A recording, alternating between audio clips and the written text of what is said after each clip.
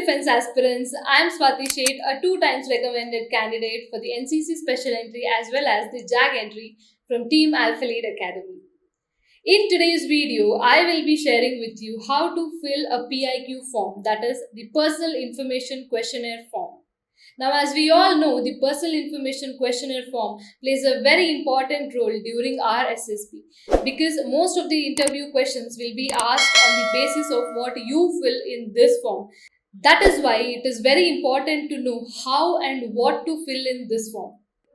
The first column will be your SSB number and place along with your batch number, chest number and your roll number. Now your roll number will be mentioned in your admit card itself and rest of the details will be provided to you at your selection board.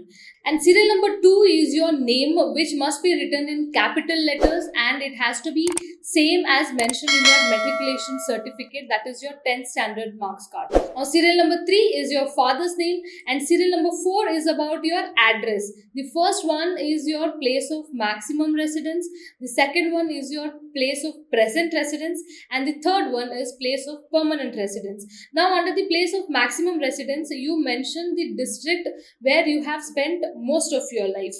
And next, in the place of your present residence, you have to mention the city where you are currently living in. And after that, your permanent address. Now, that becomes your main address where all your major documents will be posted to. It can be your main postal address or the place where your home is situated. Now, for somebody who has lived their entire life in one city, all 3 addresses will be same. But for people who had to move to other cities for their education or for their job, these addresses will differ. You just have to mention the district and the state. And in the end, please mention whether it is a district headquarters or not for your permanent address. Next comes serial number 5, where you have to mention your state and district, then followed by your religion and whether SC, ST or OBC. If you are none of the above, please mention NIL, or if you belong to any of these category, kindly mention which one you belong to. Later your mother tongue, whichever it is, mention your mother tongue, then followed by your date of birth, and the last column is married, single or widower. Please mention which category you belong to. Serial number 6, whether parents alive. If both the parents are alive, please tick on yes. If one of them is not alive, please tick on no. And the next question is, if not alive, then your age at the time of your mother's or father's death. Kindly mention the age. Next one is about your parents, guardians and siblings, occupation and income. Now under this, the first one is your father. Please mention your father's education, occupation and income per month. Later followed by your mother, and same if she is a housewife, please mention homemaker or a housewife, anything that is convenient to you. And later if you have stayed with your guardian or if you stay with your guardian or live with your guardian, please mention the details for your guardian's education, your guardian's occupation and income per month. Next few columns are about your younger brother and sister and elder brother and sister. Now as you can see, it shows elder brother sister, younger brother sister. So based on whichever sibling you have, please put a tick on that. Then mention the education of your sibling, the occupation and their income per month. Now, serial number 7 deals with your educational record starting from your matriculation till your post-graduation. Now, the first one here is your matriculation, that is your 10th standard. Mention the full name of the institution, then board or university, whichever state board or if it is CBSE, mention that. Now, under year, you have to mention the year when you graduated or year when you passed out. Later, followed by your division and marks percentage, whichever has been provided to you, mention that. Next is medium of instruction. It could be English or any regional language of your state. Then boarder or day scholar. If you have been in hostel during your educational days, please mention boarder, otherwise mention day scholar. Then coming to outstanding achievement. Now under this column, you have to mention your outstanding achievement in academics. That is, if you had been a topper during that particular year or if you have scored the maximum marks in one particular subject. All these kinds come under your outstanding academic achievements. Now the same thing you need to fill for 10+2, that is 12th standard, and for your graduation as well, the same details. Then if you are a postgraduate, you have to mention that as well. Now serial number 8 is for your personal details such as your age, height and weight. Now age, it has been clearly asked to mention in years and months. So it has to be For example, under age, if you're 23 years old and 6 months, so in that box, please mention 26 years and 6 months old. Then height has to be mentioned in meter. It should be in meters. Then your weight has to be in kilograms. Now the ninth question is present occupation and personal monthly income, if any. So if you are a working individual or if you have any source of income, please mention your occupation and your personal monthly income. If you are a student or an unemployed person, you can just mention nil there. Serial number 10 is about your NCC training. Now, if you have been an NCC cadet, please tick on yes there. Later, under total training, mention the total duration of your training in months. So, if you are a C certificate holder, you will have to mention 36 months there. If you are a B certificate holder, please mention 24 months.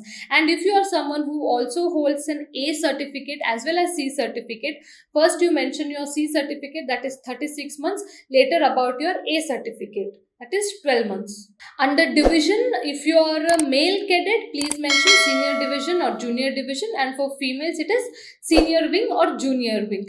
Later, under certificate obtained, please mention whichever certificate holder you are, mention that certificate. Next up, serial number 11 is about your participation in games and sports. So, throughout your school, college days, and currently, whatever games and sports you have participated or which you are currently playing, kindly mention about those in this. Firstly, under games and sports, mention the name of the game and sport. It can be both indoors and outdoors. Later, your period of participation. Now, under period of participation, please mention from which year to which year you played that game or sport. Later, your representation in college level, school level, or university level, or other. If you have represented your college, university, or school, please mention one of these, or if not, mention other. Then coming to outstanding achievement. So, in the particular sport which you have mentioned, if you have any outstanding achievement, like for an example, if your sport is football and if you have been the highest goal scorer, or under cricket if you have won the man of match or man of series or anything of such, please mention it in outstanding achievement. Then comes hobbies and interests. Anything apart from your games and sports and co-curricular activities that you do comes under your hobbies and interests. Now, whenever you mention anything about your hobby and interest, please make sure that you know everything or you are aware about the things that you have mentioned. Your hobbies could be photography, traveling, reading books, it could be anything. Just make sure you have enough content to speak about your hobby or your interest.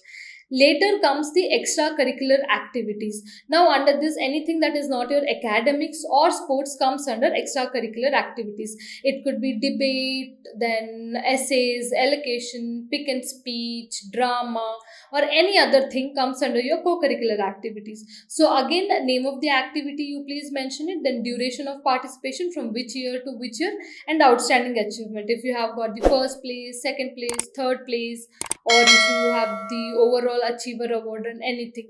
And one more thing, all the NCC cadets, now all the camps that you attend comes under your extracurricular activities. So if you have attended the Republic Day camp, then TSC, VSC, then NSC, then National Integration Camp, or even if it is a CATC camp, it comes under the co-curricular activity, and mention the same about that.